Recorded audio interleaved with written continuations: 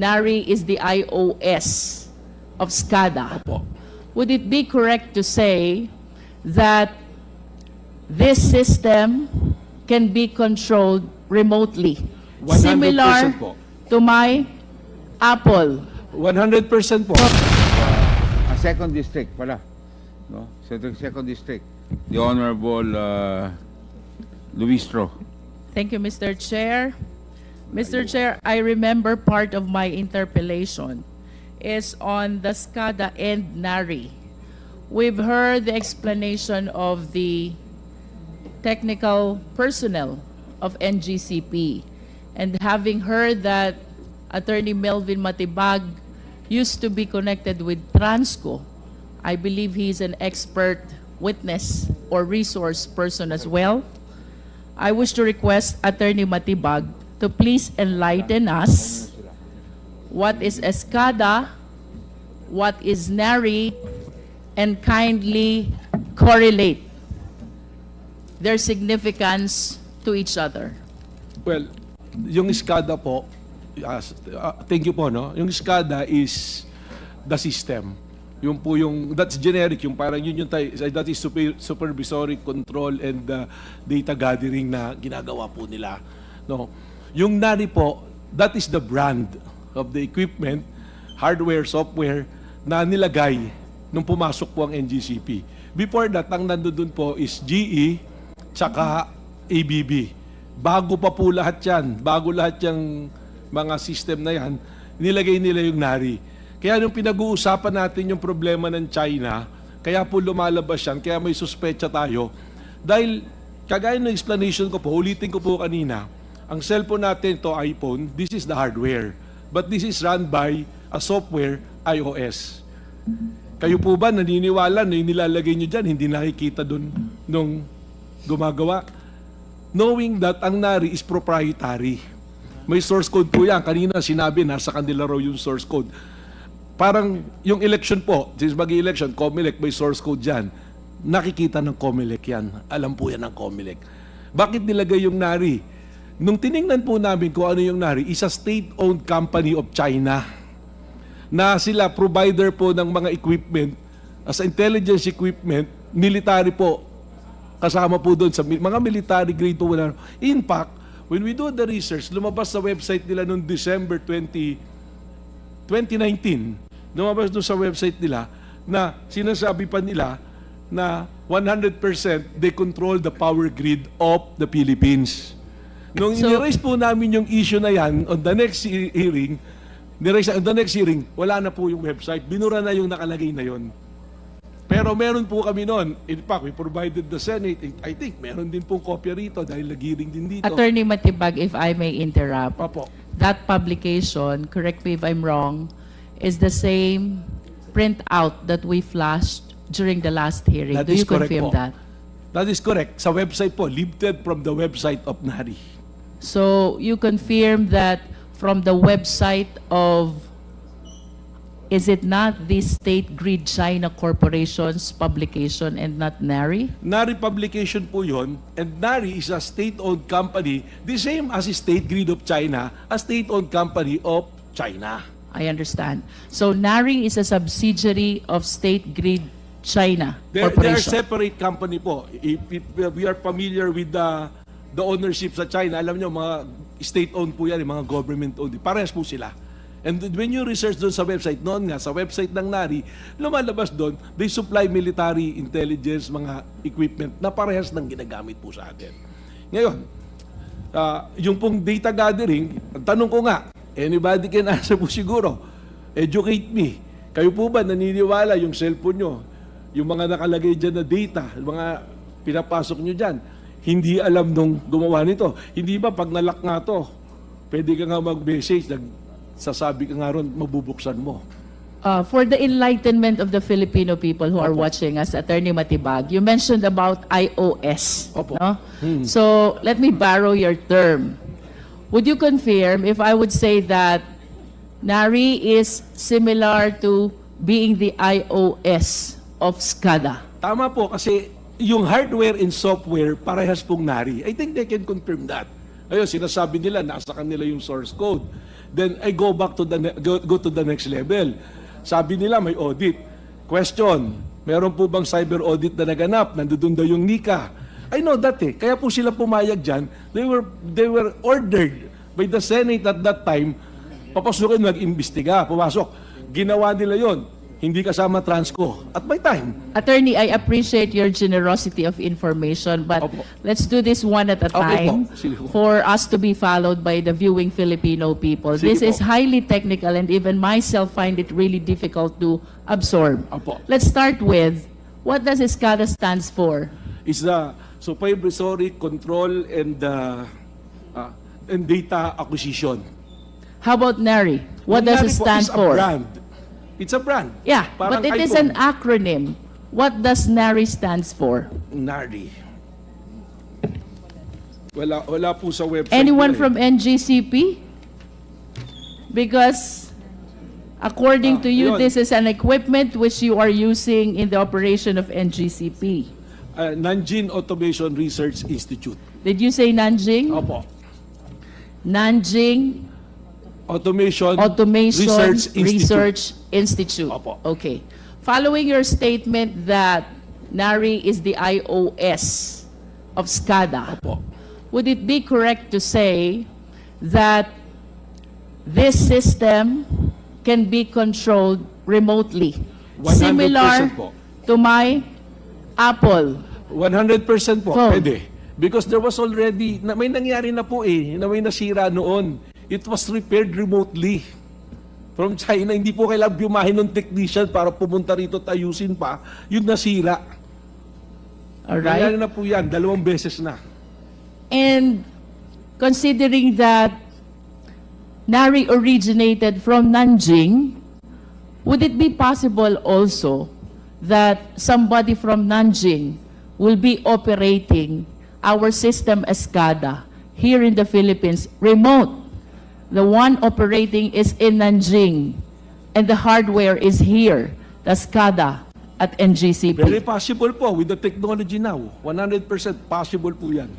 Kasi nangyayari nga po eh. I will cite an example if you will allow me, ma'am.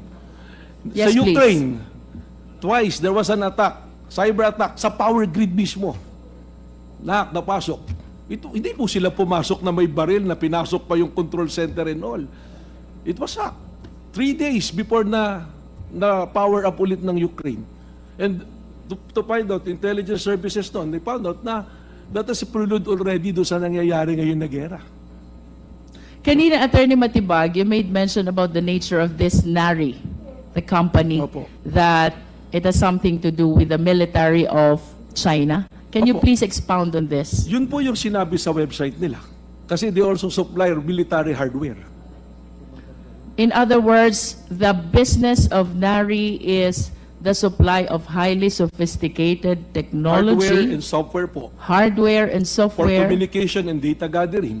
which can be used as well by the military. Opo. If you will allow me again, ma'am, Yes, please. just recently, United Kingdom, they have 15% na equipment na NARI, they remove it. Why did they remove? For reason of national security po. Example na lang po, hindi ba? Ang Amerika, they ban TikTok. Bakit?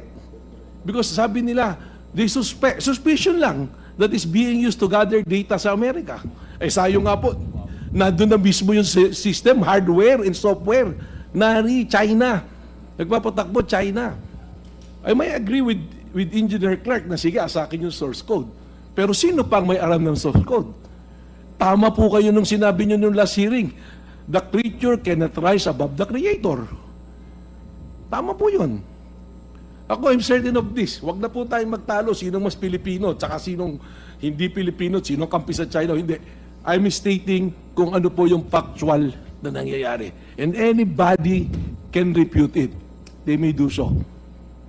Mr. Chair, considering that the informations which are being shared to us by Attorney Matibag is indeed alarming, would it be possible for the committee to invite a representative from NARI, Nanjing Automation Research Opo, Research Institute. Institute? I believe this is a Chinese Yes. corporation. Ma'am, if you will allow me, no? Please. This is really, ako po natatakot. Sa bumubulong nga ako kay Chair mo na hindi na lang yung pera yung pinag-uusapan natin dito eh. We're talking about our sovereignty. Sovereignty yan natin. And our sovereignty has no price tag. Hindi na po tayo kailangang lusubin or anything eh. Kalikutin lang nila yung power grid natin. Just imagine, anyone who's listening now, and anyone who's saying na wala pupuntahan itong pinag-uusapan natin na to, isipin nyo lang, 1 linggo, 2 linggo, 1 buwan wala tayong kuryente. Madali po yung sinasabi nila eh. Sasabihin nila, I'm guaranteeing it, I'm guaranteeing it. Pag nangyari na po, asan tayo lahat? Asan tayo lahat? UK made the move. Ako po, kaya ako nagsasalita ng ganito. My position before, I'm not talking about the commercial transaction na ng NGCP. Okay na yan. May pera, may kinikita. It's good thing. One good congressman mentioned about the Maharlika Wealth Fund. It's a sovereign wealth fund. Ang tawag niyan, sovereign wealth fund. In fact, I'm writing an article sa dyaryo, sinulat ko yan, that we must support the Maharlika Wealth Fund and invest it in transmission. Kasi total, may 20% na dapat dinisperse to the public. The reason why is hindi para kumita yung gobyerno, for me, but the reason is to protect our sovereignty. Para meron tayong magche-check man lamang. I mean, people na nandirito, mga taga-NGCP, there are employees, there are officers. They're making their livelihood out of NGCP. We cannot fault them for defending it. If I'm on their side, baka mas malala pa yung ginagawa ko. But now I'm standing here not as a president of Transco, as an individual, as a citizen, na tinitingnan ko. What I'm telling you, totoo po yan. Kung gusto nyo, sama-sama tayo pumunta, submit it to cyber audit. Mr. Chair, may we ask the NGCP if it is possible for them to provide us a representative from NARI?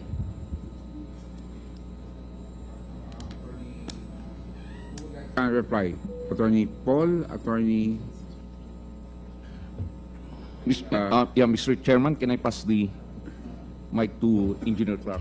Mr. Chair, I believe that the question is answerable simply by a yes or a no, whether they Yeah. will provide a representative or not, with all due respect. They would like, the question is, can we ask Nari to appear before this committee? Can you help us I to believe we answer cannot- some questions that the committee has, even in an executive session?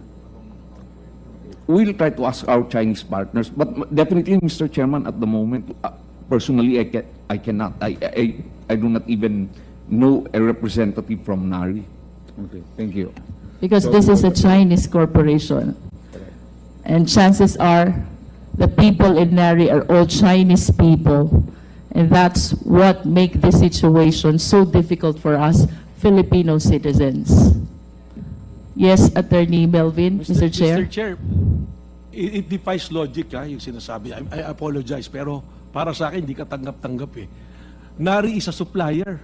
Ibig sabihin, contractor ng NGCP yan. Hanggang ngayon, binabayaran nyo yan. Hindi naman pwedeng hindi nyo imbitahan. And they will say, kung hindi kayo mag-appear dito, tigil na namin bayad, kuha na kami ng iba na supplier. Ayun ko, I might be wrong. I will leave the better judgment to the honorable gentlemen and gentlewomen of this honorable committee. Thank you. That's something that we will have to discuss and request. Because I think it does make sense that if they are your supplier, then for transparency, without going into issue of protocols, or then we can ask, because I think there are questions. May I know, Mr. Chairman, Yes. if I may, I think we need an answer from them. If Congresswoman- supplier nila talaga yung NARI. Yes, Attorney Paul, they are your supplier, correct? Yes, sir. They are your Na- supplier. Apo. So, binabayaran niyo yan buwan-buwan. Wala na. Yeah. Oh, turnover na. Sir, I would just like to clarify regarding the points being raised by Mr. Matibag. First, on the hardware. Yes, sir. Mr. Chair. Binabayaran niyo ba buwan-buwan yan as a supplier? Yes, sir. Yeah, Okay, klaro tayo. no, sir, not every month. Once they supply the equipment, the software, and then after the commissioning, full control and operation is with. How is about, with us. after-sales service? You have, sir, we maintain maintenance service agreement with them. So kung Yun. may problem po, Yun, may ano pa yun. pupunta So may relationship pa rin kayo. meron pa Thank rin you. po. Okay, klaro rin. Mr. Chairman, sorry again, no? Yeah, don't Pero get too I couldn't understand bakit ang sagot ni attorney, hindi niya kaya imbitahin. Eh, meron palang working relationship sila. Attorney. That's why, with the answer of our technical partner, Mr. Chairman, we will endeavor that a representative from, if we can, NARI, will attend the next hearing. Proceed. Mr. Chair. Before, kasi related to eh. Because I noticed the consultant for the regulatory reset of ERC are foreigners, but they are here. Hindi po ba Chinese New Year sa kanila? Hindi po. So, yun lang po. I just have to make a point. Mr. Chair, we will go back to you, Attorney Matibag. But please let this representation continue with the interpellation. Kanina po nabanggit yung Senate hearing. Our resource person relayed to us that President Almeda made a testimony about the cyber attacks, whether it is against the corporate system or the system of NGCP. I wish to be certain. The committee wishes to be certain.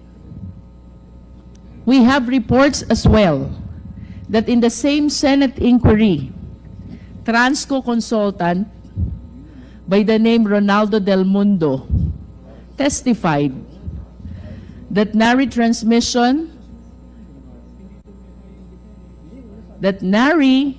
is a transmission control operation of platform system which allows remote access. This is according to consultant Ronaldo Del Mundo of Transco.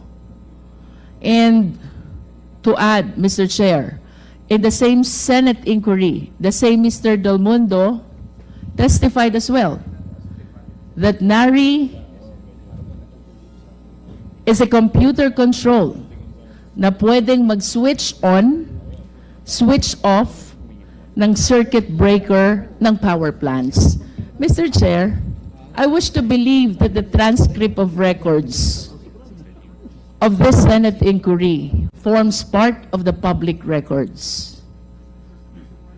Therefore, Mr. Chair, this representation humbly move that we request for a copy of this transcript for all of us to be enlightened on the testimony that were given already by President Almeda along with Ronaldo Del Mundo, because these are under oath testimonies which should not be contradicted when they testify on a different forum or investigation. So, Mr. Chair. There's a motion. Any second? Duly seconded. The chair in objection. The motion of the Honorable Luis Tro is approved. COMSEC, please carry out the letter request to the Senate. Thank you. Mr. Chair, I recall likewise that during the last hearing, I manifested my desire to conduct an ocular inspection of this system control, which we allege as NARI until we are able to verify, of NGCP. However, Mr. Chair, I found out from the records that since 2019, in spite of the regulatory power given to Transco, to ERC, wala pa palang nangyayaring system audit dito sa system control ng NGCP ever since. May we request a confirmation from NGCP? May we request President Almeda? Medyo nakakapagtaka na po. Our President is here, pero mukhang mas knowledgeable si Attorney Sagayo. What does SGP stands for, with all due respect? Attorney Sagayo. Mr. Chairman, SGP stands for Synergy Grid and Development Philippines Incorporated. Thank you, Attorney Sagayo, but I would prefer, I hope you don't mind, I don't mind. Sir. to hear an answer But from our NGCP President. in the absence of President Saan po Almeda, I'm a nagpunta si- director of NGCP. Yes, for the information of everyone, he approached the chair earlier. He left because, already? Yes, because of another meeting that he has.